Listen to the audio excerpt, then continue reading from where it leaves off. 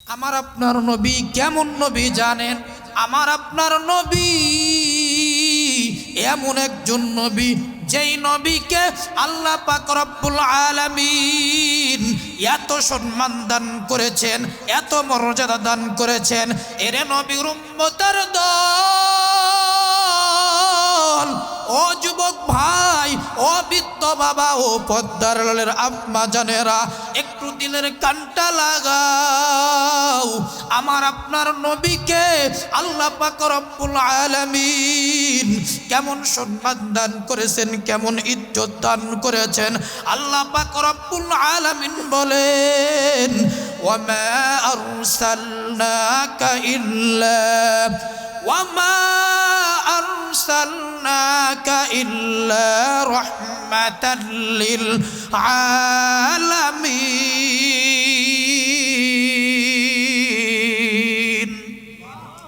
আমার নবী কেমন নবীরে মুসলমান জানো? আমার নবীর জন্য পাহাড় পর্বত সমস্ত কুল কায়নাতের যা কিছু আছে সব কিছুর জন্য আমার নবীকে আল্লাহ পাক রব্বুল আলামিন রহমত স্বরূপ দুনিয়ায় পাঠাইছে। সমস্ত মাখলুকাত গুলো আমার নবীর জন্য পাগল, অথচ আমরা মানুষ, আমরা নবীকে চিনলাম না। আমরা নবীর মহব্বত অন্তরে লাগাইতে পারলাম না। এর নবীর উম্মতের দল, যেই নবীর জন্য পাহাড় পর্যন্ত কান্না করে, যেই নবীর জন্য পাথর পর্যন্ত কান্না করে, যেই নবীর জন্য গাছ পর্যন্ত কান্না করে, যেই নবীর ইজ্জত সম্মান জঙ্গলের পশু পাখি পর্যন্ত জানে, যেই নবীর সম্মান, যেই নবীর ইজ্জত জঙ্গলের পশু পাখি পর্যন্ত দিতে চায়, দিতে পারে, কিন্তু কপাল পুরা যুবক, আজ আমরা নবীকে চিনলাম না। আমরা নবীকে চিনলাম না, নবীর মহব্বত অন্তরে লাগাইতে পারলাম না। এর নবীর উম্মতের দল, যেই নবীর গায়ে মশা মাছি পর্যন্ত পরা হারাম, ওই নবী আমার আপনার জন্য তায়েফের ময়দানে এত পরিমাণ কষ্ট করলেন, এত পরিমাণ কষ্ট করলেন। ওই তায়েফের মানুষগুলো আমার নবীকে বুঝে না, ওই তায়েফের মানুষগুলো আমার নবীকে না বুঝে, ওই তায়েফের বেঈমানগুলো তায়েফের ছোট্ট ছোট্ট শিশুদের কেলিয়ে দেয়। ও ছোট মানুষ, ও ছোট শিশুরা, তোমরা যাও, ওই যে একটা পাগল, ওই পাগলকে পাথর নিক্ষেপ করো। ওই তায়েফের মানুষগুলো না বুঝে এত পরিমাণ আঘাত করে, এত পরিমাণ আঘাত করে, এত পরিমাণ আঘাত করে। আঘাতের কারণে আমার নবীর কপালটা ফেটে যায়, পুরো শরীরটা রক্তাক্ত হয়ে যায়। এত পরিমাণ পাথর নিক্ষেপ করে, পাথরের আঘাতে আমার নবীর পুরা শরীরটা রক্তাক্ত হয়ে যায়। এরে নবীর উম্মতের দল, ও যুবক ভাই, ও বৃদ্ধ বাবা, ও পদ্মার আম্মা জানেরা, আজ তো নবীকে চিনো না, নবীর মহব্বত অন্তরে লাগাইতে পারো না, নবীর সুন্নতের ইত্তেবা করো না। ওই নবী এমন একজন নবী, যেই নবী আমার আপনার জন্য, আমার আপনার কাছে কালিমার দাওয়াত দিতে গিয়ে এত পরিমাণ রক্ত ঝরায়, রক্ত ঝরানোর কারণে এত পরিমাণ রক্ত ঝরায়, পার সঙ্গে জুতা পর্যন্ত অ্যাডজাস্ট হয়ে যায়, পুরা শরীরটা রক্তাক্ত হয়ে যায়। আল্লাহর ফেরেশতাগুলো আর সহ্য করতে পারে না। ফেরেশতাগুলো আল্লাহকে ডেকে বলে, রে মালিক, ও দয়ার আল্লাহ, ওই যে আপনার হাবিবের কি অবস্থা, ওই নিষ্ঠুর তায়েফের মানুষগুলো এত পরিমাণ আঘাত করে, আঘাতের কারণে আবার আপনার হাবিবের পুরা শরীরটা রক্তাক্ত হয়ে যায়। আল্লাহ পাক রব্বুল আলামিন ফেরেশতার মাধ্যমে মায়ার নবীকে জানায়, ও নবী আপনি শুধু বলেন পুরা তায়েফবাসীকে দুই পাশের পাহাড়ের চাপা দিয়ে ধ্বংস করে দেব। মায়ার নবী রাহমাতুল লিল আলামিন ফেরেশতা যখন আমার আপনার নবীকে জানায়, ও নবী আপনি শুধু বলেন পুরা তায়েফবাসীকে ধ্বংস করে দিব, পুরা তায়েফবাসীকে ধ্বংস করে দেব। আল্লাহর নবী রাহমাতুল লিল আলামিন বলে, ও ফেরেশতার দল, আজ যদি পুরা তায়েফের মানুষগুলিকে পাহাড় চাপা দিয়ে ধ্বংস করে দাও, ফেরেশতা বলো আমি কার কাছে কালিমার দাওয়াত দিব? ও ফেরেশতা বলো আমি কার কাছে কালিমার দাওয়াত দিব? ও ফেরেশতা ওই তায়েফের মানুষগুলো বুঝে না, ওই তায়েফের মানুষগুলো না বুঝে আমি নবীর উপরে আক্রমণ করে, আমি নবীকে পাথর নিক্ষেপ করে। এরে নবীর উম্মতের দল, আমার আপনার নবী এমন একজন নবী যেই নবীকে আজ আমরা চিনি না, ওই নবীর মহব্বত অন্তরে লাগাইতে পারি না, যেই নবী আমার আপনার জন্য এত পরিমাণ ত্যাগ করলেন, এত পরিমাণ কষ্ট করলেন। নবী আমার উম্মতের জন্য এত পরিমাণ কষ্ট করে, ওই নবী কেমন নবী জানো? আম্মা জান আয়েশা সিদ্দিকা রাদিয়াল্লাহু তাআলা আনহা একদিন হঠাৎ করে মায়ার নবী রাহমাতুল লিল আলামিনকে ডাকে, ও নবী আমার আপনার কাছ থেকে ওই তায়েফ সম্পর্ক, ওই ময়দান সম্পর্কে, ও নবী হাসরের ময়দান সম্পর্কে আপনার কাছ থেকে একটু জানতে চাই। আম্মা জান আয়েশা সিদ্দিকা রাদিয়াল্লাহু তাআলা আনহা বলে, ও নবী আমার আপনার কাছ থেকে একটু হাসরের ময়দান সম্পর্কে জানতে চাই। এইবার মায়ার নবী রাহমাতুল লিল আলামিন চোখের পানি ছেড়ে কান্না করে আর বলে, ও আয়েশা ওই হাসরের ময়দান বড় কঠিন, ওই ময়দান এত বড় ভয়ঙ্কর ময়দান, ও আয়েশা ওই হাসরের ময়দান বড় ভয়ঙ্কর একটা ময়দান, ওই ময়দানে আল্লাহ পাক রব্বুল আলামিন কহারিয়াতের রূপ ধারণ করবে। কোন নবীরা পর্যন্ত আল্লাহর সামনে দাঁড়াইতে পারবে না। প্রত্যেক নবী বলতে থাকবে, ইয়া নাফসি ইয়া নাফসি ইয়া নাফসি, আল্লাহ তুমি আমাকে বাঁচাও, ও আল্লাহ তুমি আমারে বাঁচাও, ও আল্লাহ তুমি আমারে বাঁচাও।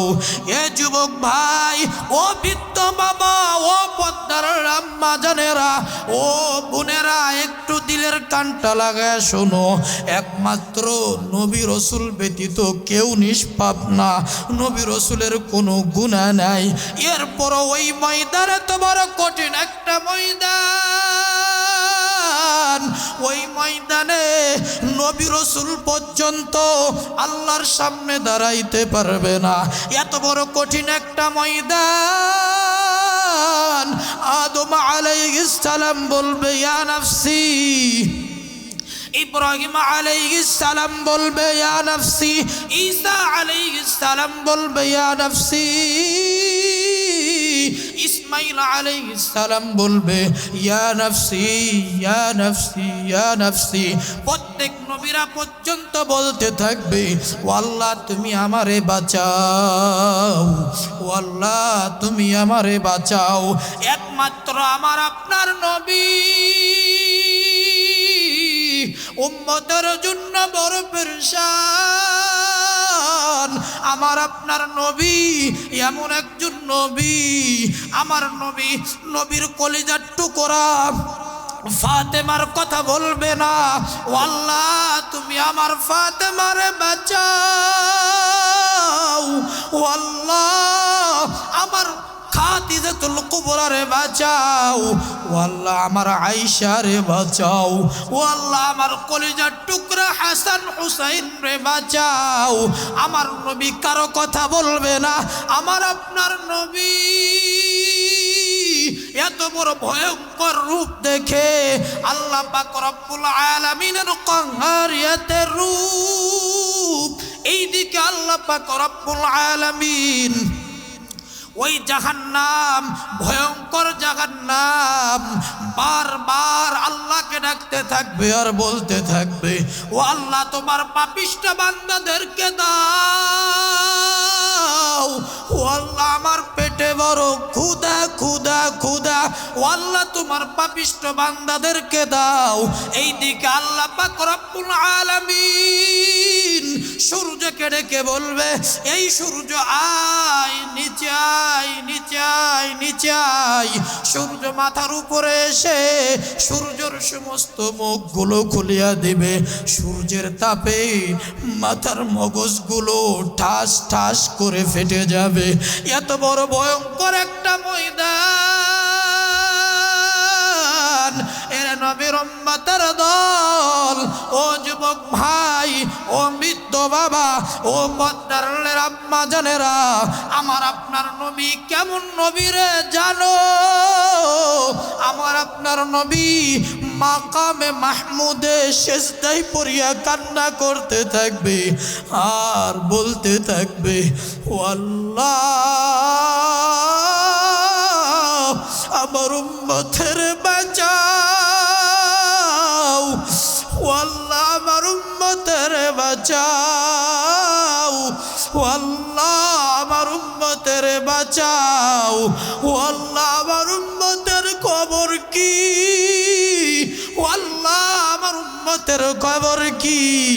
আল্লাহ পাক রব্বুল আলামিন মায়ার নবী রাহমাতুল লিল আলামিনকে ডেকে বলবে ও নবী আমার আপনি সেজদা থেকে মাথা উঠান। ও নবী আপনি যার যার ব্যাপারে সুপারিশ করবেন, ও নবী আমি আল্লাহ আজকে তার তার ব্যাপারে জান্নাতের ফয়সালা করে দিব। আওয়াজ করে বলেন সুবহানাল্লাহ।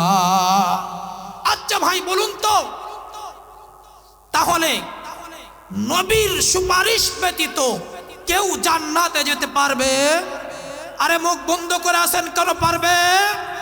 কেউ যেতে পারবে না। তাহলে বলেন নবীর প্রেম মহব্বত ভালোবাসা অন্তরে লালন করার দরকার আছে না নাই? রাজি আছেন প্রেম মহব্বত ভালোবাসা তৈরি করতে? নবীকে ভালোবাসতে রাজি আছেন তো ইনশাআল্লাহ? কে কে রাজি আছেন? দু হাত উঁচু করে আল্লাহকে দেখান।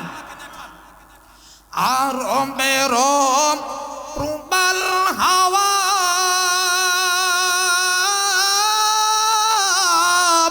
পশ্চিমে কো রিস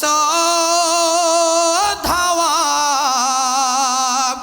আর বেরম প্রবাল হাওয়া পশ্চিমে কো রিস ধাওয়া। এই গরিবের দুঃখী সালাম, এই গরিবের দুঃখী সালাম পৌঁছে দিও মদিনা মদিনা যাইতে পারলাম না, মদিনা দেখিতে পারলাম না। আমি অসহায় তাই তবু দূরে রই, আমি অসহায় তাই তবু দূরে রই, শুধু সালাম জানাই মদিনা যাইতে পারলাম না, মদিনা দেখিতে পারলাম না। মদিনা নাম কত সুন্দর,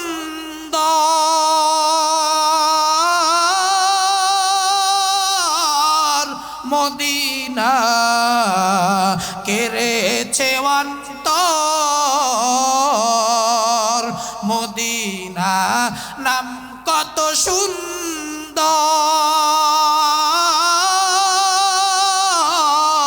মদিনা কেড়েছে অন্তর।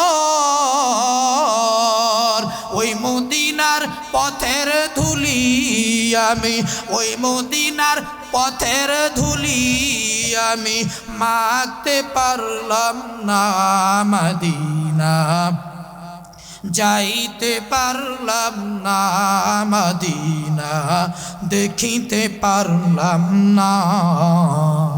মদিনা নাম কত মধুর,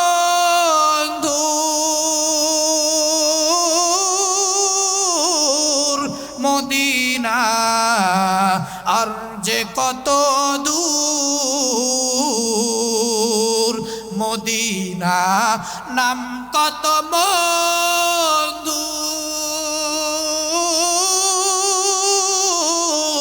মদিনা আর যে কত দূর। পাখির নাই ডানা থাকিলে, পাখির নাই ডানা থাকিলে যেতাম মদিনা, মদিনা যাইতে পারলাম না, মদিনা যাইতে পারলাম না, মদিনা দেখিতে পারলাম না। আওয়াজ করে বলুন তো আল্লাহু আকবার। মুসলমান ইমানদারেরা, সাহাবায়ে কেরামদের জিন্দেগি কেমন? সাহাবায়ে কেরাম নবীকে মহব্বত করার কারণে, নবীকে ভালোবাসার কারণে আল্লাহ পাক রব্বুল আলামিন 10 জন সাহাবীকে দুনিয়ায় থাকতে জান্নাতের সুসংবাদ দান করেছে। বলেন সুবহানাল্লাহ। আমার আপনার নবী কেমন নবী? আমার আপনার নবীকে সাহাবায়ে কেরাম কেমন মহব্বত করতেন, কেমন ভালোবাসতেন? আমার আপনার নবী যেমন পাগল, তেমনি সাহাবায়ে কেরাম আমার আপনার নবীকে এত পরিমাণ মহব্বত করতেন, ভালোবাসতেন। আমার আপনার নবীর একজন সাহাবী হযরতে বেলাল রাদিয়াল্লাহু তাআলা আনহু, বেলাল এত পরিমাণ নবীকে মহব্বত করতেন, এত পরিমাণ ভালোবাসতেন। কোন সেই বেলাল? ওই বেলাল এত পরিমাণ কালো, ওই বেলাল এত পরিমাণ কুৎসিত, ওই বেলাল এত পরিমাণ কালো, এত পরিমাণ কালো। বেলালকে দেখলে মানুষ পছন্দ করবে না, মানুষ পছন্দ করবে না, কিন্তু বেলালের জবানটাকে আমার আল্লাহ এত পরিমাণ পছন্দ করেছেন, এত পরিমাণ পছন্দ করেছেন। বেলাল আজান দেয় না, রাত্রি শেষ হয় না, আল্লাহর পক্ষ থেকে জানানো হয়, ও নবী বেলালকে বলেন আজান দিতে। আওয়াজ করে বলুন আল্লাহু আকবার। আমার আপনার নবী, নবীকে বেলাল রাদিয়াল্লাহু তাআলা আনহু এত পরিমাণ মহব্বত করতেন, এত পরিমাণ ভালোবাসতেন। আমার আপনার নবী দুনিয়া থেকে বিদায় হওয়ার পর হযরত বেলাল রাদিয়াল্লাহু তাআলা আনহু খলিফাতুল মুসলিমিন আবু বকর সিদ্দিক রাদিয়াল্লাহু তাআলা আনহুর কাছে গিয়া বলে, ও ভাই আবু বকর, যেই জায়গায় আমার নবী নাই ও ভাই আবু বকর এই জায়গায় আমি আর থাকতে পারবো না, থাকতে পারবো না। ও ভাই আবু বকর আমার এই এলাকায় থাকতে বড় কষ্ট হয়, বড় কষ্ট হয়। মায়ার নবী নাই। ও ভাই আবু বকর আমাকে বড় একা একা লাগে, বড় একা একা লাগে। হযরত বেলাল রাদিয়াল্লাহু তাআলা আনহু আর থাকতে পারে না, থাকতে পারে না। এক পর্যায়ে দামেস্কে চলে যায়। একদিন নয়, 2 দিন নয়, প্রায় 6 মাস দামেস্কে অবস্থান করে। হঠাৎ করে একদিন রাতের বেলা হযরত বেলাল রাদিয়াল্লাহু তাআলা আনহু স্বপ্নের মাধ্যমে দেখে মায়ার নবী রহমাতুল লিল আলামিন বেলালকে স্বপ্নের মাধ্যমে ডাকে আর বলে, এরে বেলাল, সমস্ত সাহাবায়ে কেরাম আমার রওজার পাশে এসে সালাম দেয়। ও বেলাল, তোমাকে কেন দেখি না? তুমি কেন আমার রওজার পাশে এসে দাঁড়াও না? এরে বেলাল বলো, তুমি কেন আমার পাশে এসে দাঁড়াও না? এইবার যখন বেলালের ঘুমটা ভেঙে যায়, বেলাল রাদিয়াল্লাহু তাআলা আনহু আর ঠিক থাকতে পারে না, ঠিক থাকতে পারে না। হযরত বেলাল রাদিয়াল্লাহু তাআলা আনহু আবার মদিনায় চলে আসে, মদিনায় চলে আসে। এইবার যখন বেলাল মদিনায় প্রবেশ করে, ওই মদিনার ছোট ছোট মাসুম বাচ্চাগুলো ওই জনম দুঃখিনী মার কাছে গিয়া বলে, মা এতদিন বেলাল আজান দেই না, বেলাল আজান দেই না। ও মা গো, আজকে বেলালকে দেখি আমার নবীকে মনে হয় দেখতে পাবো। মা গো, আজকে বেলাল আজান দিবে, আজকে মনে হয় আমার মায়ার নবীর ইমামতিতে নামাজ আদায় করা যাবে। এরে নবীর উম্মতের দল সমস্ত সাহাবায়ে কেরাম একত্রিত হয়ে হযরত বেলালকে বলে, ও ভাই বেলাল, আপনি একটু আজকে আজান দেন, আপনার আজানে আমরা নামাজ আদায় করতে চাই। হযরত বেলাল বলে, ও ভাই না, আমি আজান দিতে পারবো না, আজান দিতে পারবো না। যেই জায়গায় আমার নবী নাই, ও সাহাবায়ে কেরাম, সেই জায়গায় আমি বেলাল আজান দিতে পারবো না, আজান দিতে পারবো না। এক পর্যায়ে নবীজির সাহাবীরা সবাই অনুরোধ করতে লাগলেন, কিন্তু বেলাল আজান দেয় না, বেলাল আজান দেয় না। এইবার হাসান হুসাইন বলে, ও ভাই বেলাল, আমরা নবীর নাতি হাসান হুসাইন, নবী আপনাকে অনেক মহব্বত করত, নবী আপনাকে অনেক ভালোবাসতো। ও ভাই বেলাল, আপনি আজকে একটু আজানটা দেন, আপনার আজানে আমরা নামাজ আদায় করতে চাই। এইবার বেলাল রাদিয়াল্লাহু তাআলা আনহু আজান শুরু করলেন। আল্লাহু আকবার, আল্লাহু আকবার, আল্লাহু আকবার, আল্লাহু আকবার। হযরত বেলালের ঠোঁটটা যেন কাঁপে, বেলাল আর কিছু বলতে পারবে না এমন অবস্থা। আশহাদু আল্লা ইলাহা ইল্লাল্লাহ। বেলালের চোখটা বেবে জমিনে টপ টপ করে পানিগুলো পড়তেছে। এইবার বেলাল রাদিয়াল্লাহু তাআলা আনহু যখন বলে, আশহাদু আন্না মুহাম্মাদুর রাসূলুল্লাহ, এইবার বেলাল ঠিক থাকতে পারে না, ঠিক থাকতে পারে না। বেলাল বেহুশ হয়ে জমিনের মধ্যে পড়ে যায়, জমিনের মধ্যে পড়ে যায়। এরে নবীর উম্মতের দল, বেলালের কেমন প্রেম, কেমন মহব্বত, কেমন ভালোবাসা।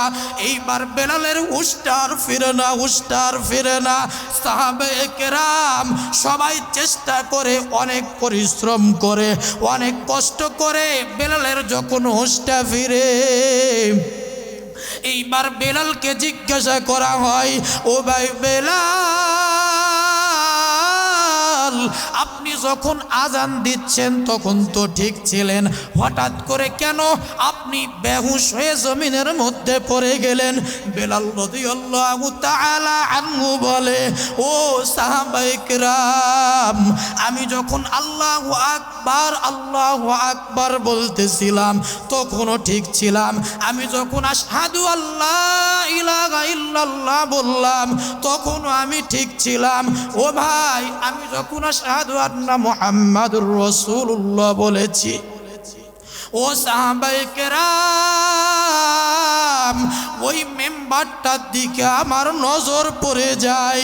মেম্বারটার দিকে তাকাইয়া দেখি মেম্বারটা খালি।